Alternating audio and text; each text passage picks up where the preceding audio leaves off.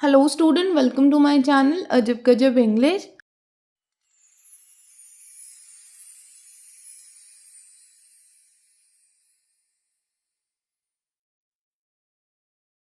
और आज है डे 10 और आज हम डिस्कस करने लगे हैं class 10th first flight book का एक poem and the name of the poem is fog.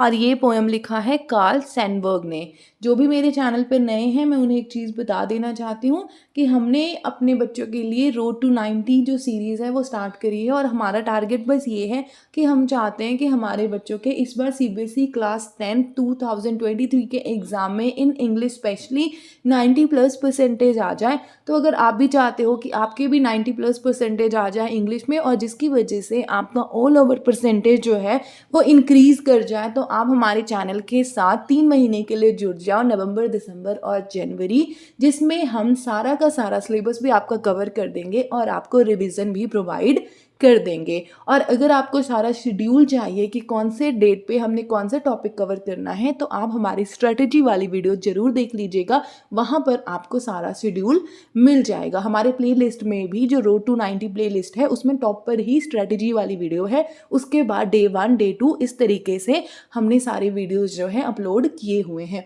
तो आज है डे 10 और आज हम डिस्कस करने लगे हैं एक और पोएम को। और ये हमारे जो बुक है फर्स्ट फ्लाइट बुक, इसका सबसे छोटा पोएम है और इस पोएम का नाम क्या है, फॉग। और ये पोएम लिखा है कार्ल सैनबर्ग ने।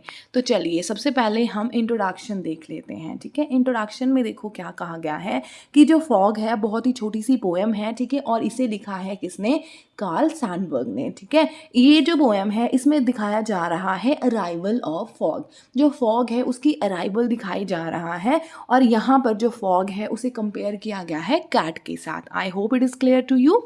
चलिए अब हम अबाउट द पोएट भी ध्यान से समझ लेते हैं। जो हमारे कार्ल सैनबर्ग हैं, ठीक है, उनका पूरा नाम क्या है, कार्ल अगस्ट सैनबर्ग। ठीक है, और इनका जो बर्थ ईयर है बच्चा पार्टी वो है 1878 और इनका जो डेथ ईयर है वो 1967 है और ये अमेरिकन है। ठीक है, अमेरिका के पोएट भी हैं, राइटर भी हैं और एडिटर भी हैं। आई होप इट इज़ क्लियर।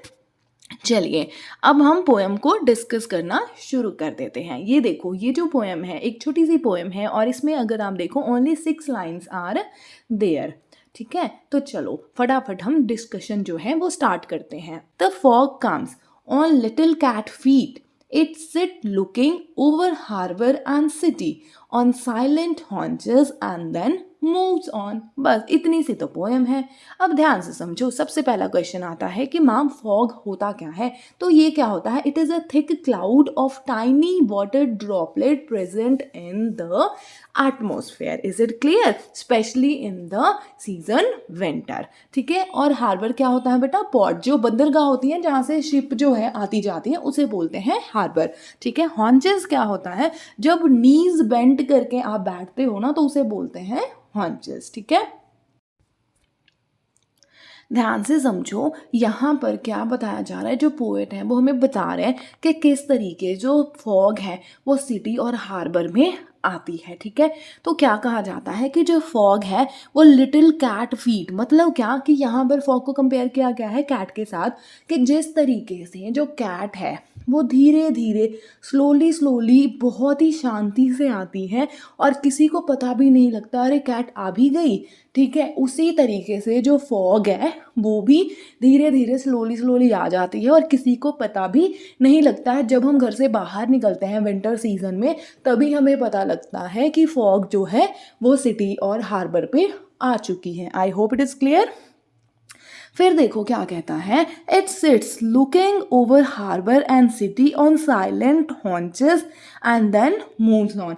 आपको पता है कि पूरे दिन तो कभी भी फॉग नहीं होता ना, मॉर्निंग के टाइम में फॉग आता है और कुछ टाइम बाद वो खुद ही डिसअपेयर हो जाता है। तो यहाँ पे क्या कहा जा रहा है कि जिस तरीके से कैट आती है, ठीक है, कैट आती है और वो अपने हॉन्चेस पे अपनी नीज जो है वो बेंड करके बैठती है, इधर उधर देखती है और फिर वो साइलेंटली चली जाती है। बस इस पोएम में और कुछ भी नहीं है बच्चे, यहाँ पे एक नेचुरल फिनोमेना है। ठीक है, कि जो फॉग है, ठीक है, जब वो आती है तो कोई साउंड प्रोड्यूस नहीं करती है, ठीक है, और किसी भी जगह पे वो ज़्यादा देर तक नहीं रहती है, कुछ टाइम में ही वो चली जाती है। उसी चीज़ को कैट से कंपेयर करके कि कैट भी जब आती है, ठीक है, तो बिना साउंड प्रोड्यूस करे हुए आती है, ठीक है, कुछ देर वहाँ पे रहती है, अपना काम करती है और चली जाती है। मतलब क्या होगा कि मान लो कि आपके किचन में दूध रखा हुआ है, ठीक है, और आप किचन में से 2 मिनट के लिए अपने ड्राइंग रूम में या फिर लॉबी में जाते हो, उतनी देर में कैट आती है, दूध पीती है और भाग जाती है, समझे।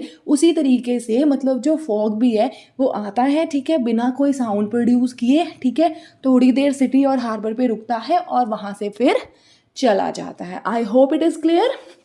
Very good.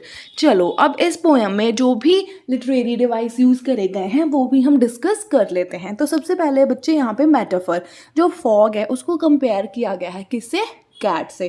तो यहाँ पर हम क्या बोलेंगे कि यहाँ पर कौन सा लिटरेरी डिवाइस यूज़ किया गया है, मेटाफर।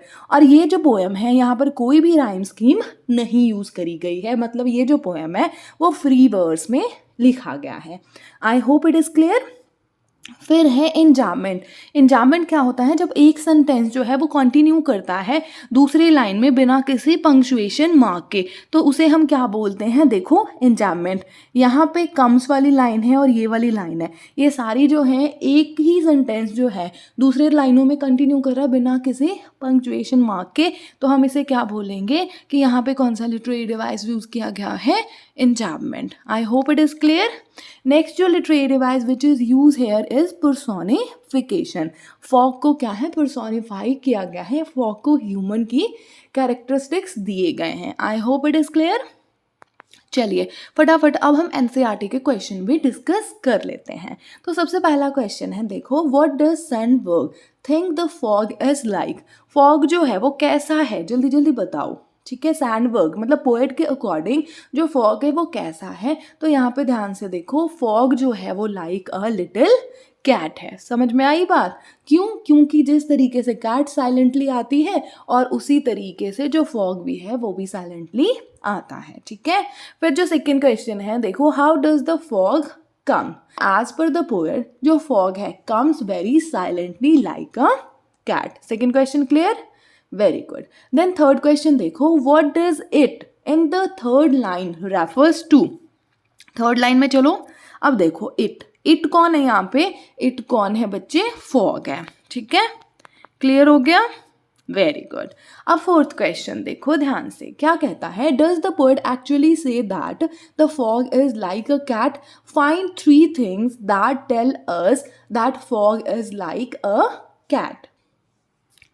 इसका आंसर देखो क्या है। सबसे पहला बात तो आप ये लिख सकते हो कि जो फॉग है come on little cat feet, ठीक है, इसका मतलब क्या है कि जो फॉग है वो कैट की तरह ही साइलेंटली एंटर करता है। सेकंड जो पॉइंट है वो आप इसमें क्या लिख सकते हो, it sits looking over city and harbour. मतलब क्या, यहाँ पर जो कंपेयर किया गया है कि कैट जो है वो बैठ जाती है और यहाँ वहाँ देखती है, ठीक है। और जो थर्ड पॉइंट यहाँ पर आप लिखोगे कि on silent haunches and then move on. इसका मीनिंग क्या हो गया कि वो अपने हॉन्चेस पे, अपने घुटनों के ऊपर बैठ जाती है, इधर उधर देखते और साइलेंटली चली जाती है, ठीक है। तो ये 3 जो स्टेटमेंट है वो आप यहाँ पर लिख सकते हो, ठीक है। लास्ट क्वेश्चन देखो, फिफ्थ वाला, क्या कहा जा रहा है, does this poem have a rhyme scheme. Poetry that does not have an obvious rhythm और rhyme is called free verse, ठीक है। इस क्वेश्चन का आंसर देखो क्या है कि in this poem there is no rhyme scheme, ठीक है। It has neither internal nor external rhyme scheme and so that we can say that कि it is written in free verse. I hope it is clear. Very good. चलो अब इस poem के base पे जो भी एक्सट्रैक्ट के question है वो भी हम डिस्कस कर लेते हैं, ठीक है। तो ये आपके सामने एक्सट्रैक्ट लिखा हुआ है, ठीक है। पहला क्वेश्चन पढ़ो और फटाफट आंसर जो है वो मार्क करना शुरू कर दो, ठीक है। पहला क्वेश्चन देखो क्या है, what does the poet mean by little cat feet, and the right option is option number 4। I hope it is clear, very good. चलो सेकंड क्वेश्चन देखो, which poetic device is use in the second line. सेकंड लाइन में कौन सी poetic device use करी गई है, on little cat feet, फटाफट बताओ कौन सा लिटरेरी डिवाइस यूज़ किया गया है? मेटाफर। क्यों यहाँ पर लाइक और एज वर्ड नहीं यूज़ किया गया? जब हम कंपैरिजन करते हैं विदाउट यूज़ ऑफ लाइक और एज, तो हम क्या बोलते हैं कि यहाँ पर कौन सा लिटरेरी डिवाइस यूज़ किया गया है? मेटाफर। चलो, what is it in the above stanza? ये तो एनसीईआरटी वाला क्वेश्चन रिपीट हो गया। इट कौन है? Option number 1, that is fog. Very good. Last question देखो, द वर्ड हॉन्चेस मीन्स।